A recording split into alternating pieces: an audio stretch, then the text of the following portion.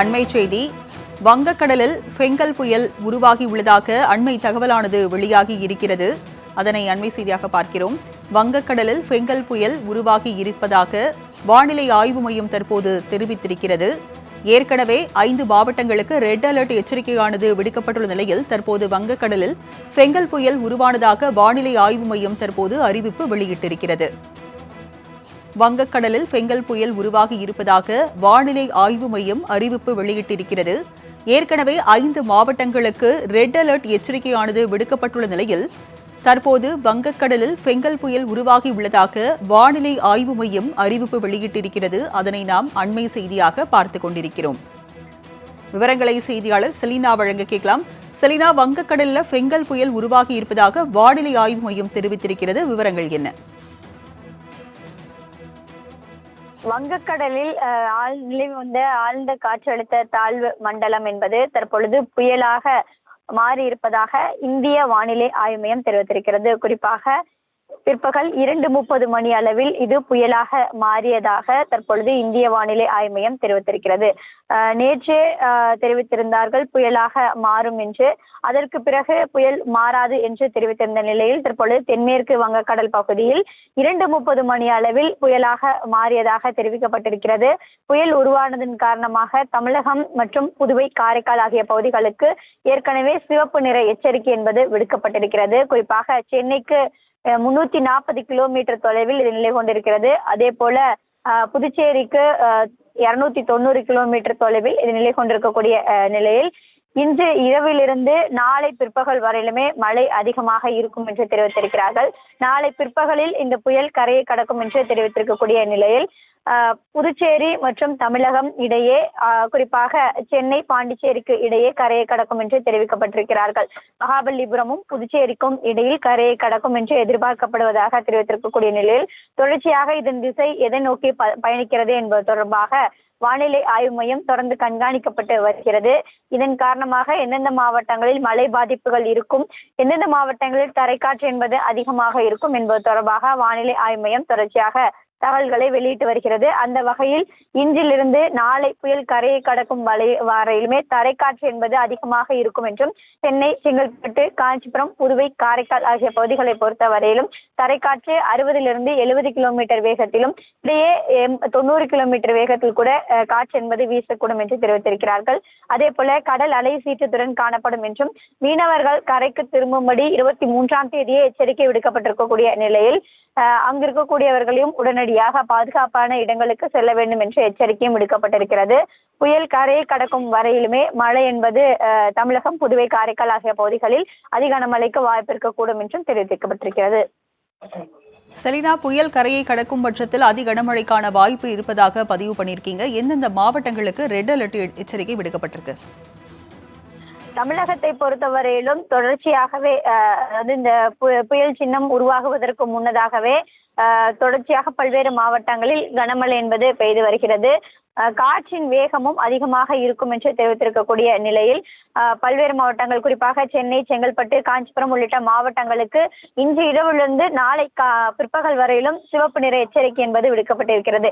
இந்த மாவட்டங்களை பொறுத்தவரையிலும் அதிக கனமழைக்கான வாய்ப்பு இருக்கக்கூடும் என்று தெரிவித்திருக்கிறார்கள். அதே போல இன்று செங்கல்பட்டு, விழுப்புரம், கடலூர், மயிலாடுதுறை, நாகப்பட்டினம் ஆகிய மாவட்டங்கள், புதுவை, காரைக்கால் ஆகிய பகுதிகளில் கனமழை முதல் மிக கனமழையும் ஓரிரு இடங்களில் அதிக கனமழைக்கான வாய்ப்பு இருக்கக்கூடும் என்று தெரிவித்திருக்கிறார்கள். சென்னை, திருவள்ளூர், காஞ்சிபுரம், அரியலூர், தஞ்சாவூர், திருவாரூர் ஆகிய மாவட்டங்களை பொறுத்தவரையிலும் கனமழை முதல் மிக கனமழையும், ராணிப்பேட்டை, திருவண்ணாமலை, கள்ளக்குறிச்சி, பெரம்பலூர், திருச்சி, புதுக்கோட்டை, சிவகங்கை, ராமநாதபுரம் ஆகிய மாவட்டங்களை பொறுத்தவரையிலும் கனமழைக்கான வாய்ப்பு இருக்கக்கூடும் என்று தெரிவித்திருக்கிறார்கள். நாளை புயல் கரையை கடக்க இருக்கக்கூடிய நிலையில் சென்னை, திருவள்ளூர், செங்கல்பட்டு, காஞ்சிபுரம், விழுப்புரம், கடலூர், கள்ளக்குறிச்சி ஆகிய மாவட்டங்களில் கனமழை முதல் மிக கனமழையும், ஒரு சில மாவட்டங்களில் அதிக கனமழைக்கான சிவப்பு நிற எச்சரிக்கை என்பது விடுக்கப்பட்டிருக்கிறது. அதே போல ராணிப்பேட்டை, திருவண்ணாமலை, வேலூர், பெரம்பலூர், அரியலூர், தஞ்சாவூர், திருவாரூர், மயிலாடுதுறை, நாகப்பட்டினம் ஆகிய மாவட்டங்கள், அதே போல காரைக்கால் ஆகிய பகுதிகளில் கனமழை முதல் மிக கனமழைக்கு வாய்ப்பு இருக்கக்கூடும் என்றும், திருப்பத்தூர், கிருஷ்ணகிரி, தர்மபுரி, சேலம், நாமக்கல், திருச்சி, புதுக்கோட்டை, கரூர் ஆகிய மாவட்டங்களில் கனமழைக்கான வாய்ப்பு இருக்கக்கூடும் என்று தெரிவித்திருக்கிறார்கள். குறிப்பாக புயல் உருவாகிய பிறகு அது தற்போது வரையிலும் 8 கிலோமீட்டர் வேகத்தில் நகர்ந்து கொண்டு வருகிறது. அதன் நகர்வும் அதே போல காற்றின் வேகமும் பொறுத்துதான் எப்போது கரையை கடக்கும், அதே போல தற்பொழுது கணிப்பை பொறுத்தவரையிலும் நாளை பிற்பகல் 12 மணியிலிருந்து 2 மணிக்குள்ளாக இது முழுமையாக கரையை கடப்பதற்கான அந்த பயணம் என்பது தொடங்கும் என்று தெரிவித்திருக்கிறார்கள். கண் பகுதி முழுமையாக கரையை கடக்கும் பொழுது 1:30 2 மணிக்குள்ளாக ஆகும் என்று வானிலை ஆய்வு மையம் தெரிவித்திருக்கக்கூடிய நிலையில் தொடர்ச்சியாகவே இது எந்த திசையை நோக்கி பயணிக்கிறது என்பது தொடர்பாக இந்திய வானிலை ஆய்வு மையம் தொடர்ச்சியாக கண்காணிப்பு என்பது வைக்கப்பட்டிருக்கிறது. இருந்தாலும் கூட ஒரு சில மாவட்டங்களில் புயல் கரையை கடக்கும் பொழுது அதிக கனமழைக்கான வாய்ப்பும் காற்றின் வேகமும் அதிகமாக இருக்கும் என்று தெரிவிக்கப்பட்டிருக்கிறது. செலினா, மீனவர்களுக்கான எச்சரிக்கை பத்தி பதிவு பண்ணியிருந்தீங்க, மீண்டும் ஒரு முறை அது குறித்தும் பதிவு பண்ணுங்க. மீனவர்களுக்கான எச்சரிக்கையை பொறுத்தவரையிலும் வங்க கடலோர பகுதியில் நிலவி வரக்கூடிய இந்த காற்றழுத்த தாழ்வு பகுதியின் காரணமாக இன்று இது தற்பொழுது புயலாக மாறி இருக்கிறது. அடுத்து வரக்கூடிய 3 தினங்களை பொறுத்தவரையிலும் வட தமிழகம், புதுவை மற்றும் அதனை ஒட்டி இருக்கக்கூடிய தெற்கு ஆந்திரா கடலோர பகுதிகளில் இன்றிலிருந்து 30ஆம் தேதி வரையிலும் கடலுக்கு செல்லக்கூடாது என்ற எச்சரிக்கை விடுக்கப்பட்டிருக்கிறது. தென் தமிழக கடலோர பகுதிகள், அதே போல மன்னார் வளைகுடா அதனை ஒட்டியிருக்கக்கூடிய குமரி கடலோர பகுதிகளை பொறுத்தவரையிலும் இன்றும் நாளையும் சூறாவளி காற்று என்பது வீசக்கூடும் என்றும் 45 55 கிலோமீட்டர் வேகத்திலும் இடையே 65 கிலோமீட்டர் வேகத்திலும் காற்று என்பது வீசக்கூடும் என்று தெரிவித்திருக்கிறார்கள். தென்மேற்கு வங்கக்கடல் பகுதியை பொறுத்தவரையிலும் புயல் தற்போது உருவாகி இருக்கக்கூடிய நிலையில் இந்த பகுதிகளில் தரைக்காற்றும் அதே போல கடலில் காற்றும் வேகம் என்பது 75 கிலோமீட்டர் வேகம் வரையிலும் வீசக்கூடும் என்றும் காற்றின் வேகம் உயர்ந்த பிறகு தொடர்ச்சியாகவே 29ஆம் தேதி மாலைக்கு பிறகாக 60 70 கிலோமீட்டர் வேகத்திலும் இடையே 80 90 கிலோமீட்டர் வேகத்தில் கூட காற்று வீசக்கூடும் என்று தெரிவிக்கப்பட்டிருக்கிறது. அதே போல மத்திய வங்க கடலோர பகுதிகள் மற்றும் அதனை ஒட்டியிருக்கக்கூடிய பகுதிகளை பொறுத்தவரையிலும் 29 30 ஆகிய தேதிகளில் காற்றின் வேகம் மணிக்கு 50 60 கிலோமீட்டர் வேகத்திலும் இடையே 70 கிலோமீட்டர் வேகத்திலும் கூட காற்று வீசக்கூடும் என்று தெரிவித்திருக்கிறார்கள். குறிப்பாக மத்திய மேற்கு வங்க கடலோர பகுதிகள், தென்மேற்கு வங்க கடலோர பகுதிகள், தமிழக கடலோர பகுதிகள் மற்றும் வட தமிழக கடலோர பகுதிகள், ஆந்திரா மற்றும் புதுவை ஒட்டியிருக்கக்கூடிய கடலோர பகுதிகளுக்கு மீனவர்கள் யாரும் செல்லக்கூடாது என்ற எச்சரிக்கை விடுக்கப்பட்டிருக்கிறது. 1ஆம் தேதி வரையிலுமே இந்த எச்சரிக்கை நீடிக்கும் என்று தெரிவிக்கப்பட்டிருக்கிறது.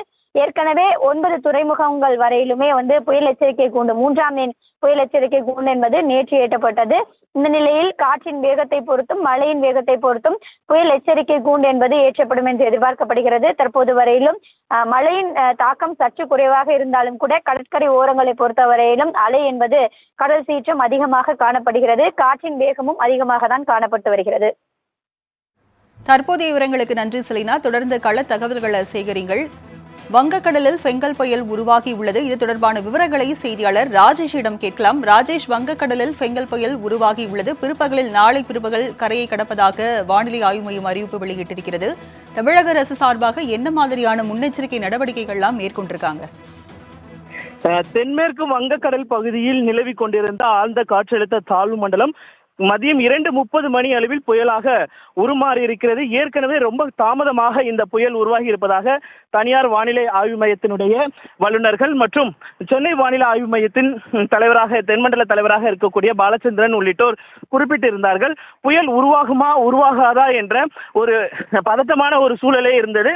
இதன் காரணமாகத்தான் தற்பொழுது பல்வேறு நடவடிக்கைகள் தமிழக அரசு சார்பாக எடுக்கப்பட்டிருக்கிறது. சரியாக 2:30 மணி அளவில் இந்த புயல் என்பது வங்கக்கடலில் உருவாகி இருக்கிறது. இது நாளைய தினத்தில் காரைக்கால் மகாபலிபுரம் இடையே கரையை கடக்கும் என எதிர்பார்க்கக்கூடிய சூழ்நிலையில் பல்வேறு ஏற்பாடுகள் செய்யப்பட்டிருக்கிறது.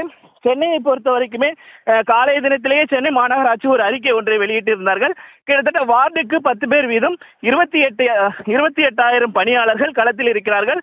அதனால் இந்த புயலை எதிர்கொள்ள சென்னை மாநகராட்சி தயாராக இருப்பதாக ஏற்கனவே அவர்கள் தெரிவித்திருந்தார்கள். பல்வேறு ஏற்பாடுகளை செய்திருக்கிறார்கள். ஆங்காங்கே தாழ்வான பகுதியில் இருக்கக்கூடிய மக்களை அப்புறப்படுத்தக்கூடிய அந்த பணிகளை மேற்கொண்டிருக்கிறார்கள். முகாம்கள் அமைக்கப்பட்டிருக்கிறது உள்ளிட்ட பல்வேறு நடவடிக்கைகளை அவர்கள் எடுத்திருக்கிறார்கள். ராஜேஷ், தமிழக அரசு சார்பாக பல்வேறு நடவடிக்கைகளை மேற்கொண்டிருக்கிறதா பதிவு பண்ணியிருக்கீங்க. தற்போது வரை எத்தனை முகாம்கள் அமைக்கப்பட்டிருக்கிறது? உதவி தொலைபேசி எண்கள் ஏதேனும் கொடுக்கப்பட்டிருக்கா? விவரங்கள் என்ன? இது தொடர்பாக ஏற்கனவே பேரிடர் மையம் சார்பாக, தமிழ்நாடு பேரிடர் ஆணையம் சார்பாக அத்துறையின் அமைச்சராக இருக்கக்கூடிய ராமச்சந்திரன் அவர்கள் பல்வேறு ஏற்பாடுகள் செய்யப்பட்டிருப்பதாகவும் உதவி எண்கள் அறிவிக்கப்பட்டிருப்பதாகவும் ஏற்கனவே தெரிவித்திருந்தார். முகாம்களை பொறுத்த வரைக்கும் சென்னையில் 200க்கும் மேற்பட்ட முகாம்கள் அமைக்கப்பட்டிருக்கிறது. தாழ்வான பகுதியில் இருக்கக்கூடிய பொதுமக்கள் அங்கு தங்குவதற்கான ஏற்பாடுகள் செய்யப்பட்டிருக்கிறது. அதே நேரத்தில் தாழ்வான பகுதிகளில் தண்ணீர் தேங்காத வண்ணம் அந்த தண்ணீர்களை மழைநீரை அகற்றுவதற்கான நடவடிக்கைகளும் மேற்கொள்ளப்பட்டிருக்கிறது. ஆங்காங்கே இந்த மின் மோட்டார்கள் பொருத்தப்பட்டிருக்கிறது. அந்த மின் மோட்டார்கள் வழியாக அந்த தண்ணீரை வெளியேற்றுவதற்கான அந்த நடவடிக்கைகள் என்பது மேற்கொள்ளப்பட இருக்கிறது. அதே போல தமிழக அரசை பொறுத்த வரைக்கும் சுற்றி இருக்கக்கூடிய திருவள்ளூர், காஞ்சிபுரம், சென்னை உள்ளிட்ட பல்வேறு மாவட்டங்களில் பல்வேறு ஏற்பாடுகள் செய்யப்பட்டிருக்கிறது. கிட்டத்தட்ட வங்கக்கடலில் பெங்கல் புயல் உருவாகியுள்ளது. இது நாளை பிற்பகலில் கரையை கடக்கும் என்று வானிலை ஆய்வு மையம் அறிவிப்பு வெளியிட்டிருக்கிறது. விவரங்களை வழங்கியதற்கு நன்றி ராஜேஷ்.